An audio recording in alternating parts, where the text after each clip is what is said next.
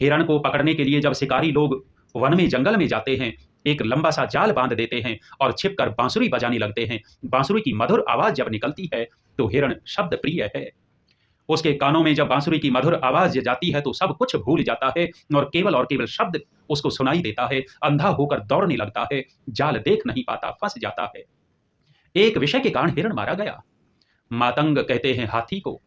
हाथी जो है, जब हाथी को पकड़ने वाले जंगल में जाते हैं, एक बड़ा गड्ढा खोदते हैं, गड्ढे के ऊपर फूंस बिछा देते हैं और पास में एक हथनी बांध दी जाती है। जंगली हाथी आता है, हथनी को देखता है। हाथी स्पर्श प्रिय है, स्पर्श प्रिय है, हथनी का स्पर्श करना चाहता है। वह भी अंधा होकर के चल पड़ता है, केवल हथनी उसको स्पर्श ही दिखाई देता है, गड्ढा दिखाई नहीं देता और वहां फूस से ढके हुए गड्ढे की ओर दौड़ता है। धड़ाम से उसमें गिरता है। पकड़ने वाले उस हाथी को पकड़ लेते हैं। एक विषय के कारण पकड़ा गया। कुरंग, मातंग, पतंग, भृंग। पतंगा जो होता है वो रूप प्रिय होता है।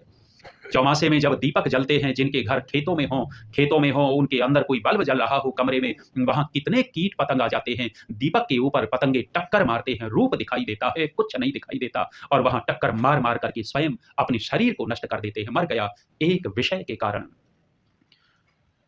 पतंग, भृंग। भृंग कहते हैं भंवरे को और भंवरा नासिका प्रिय, सुगंध प्रिय होता है। निकल पड़ता है फूलों का रस पीने के लिए, सुगंध लेने के लिए। फूल में बैठ गया भंवरा और बैठ गया, इतनी सुगंध में लीन हो गया है और कोई विषय उसको याद नहीं रहता। बहुत सारे फूल होते हैं जो सुबह सूर्य निकलने पर खिलते हैं और छिपने पर बंद होते चले जाते हैं। सायंकाल हो गई, भंवरा रसपान कर रहा है, सुगंध ले रहा है, बंद होने लगा फूल सूर्यास्त होते हुए। भंवरे के मन में आया कि फूल बंद हो जाएगा तो रुक जाएगा, मरेगा।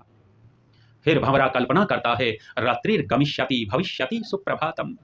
अरे रात्रि बीत जाएगी, फिर से सवेरा होगा, सूर्य उदय होगा और फिर से ये पंकज श्री, ये फूल फिर से खिलेगा और खिलेगा तो सुबह निकल जाएंगे। क्यों चिंता करता है? और सुगंध की लालच में वही रहा।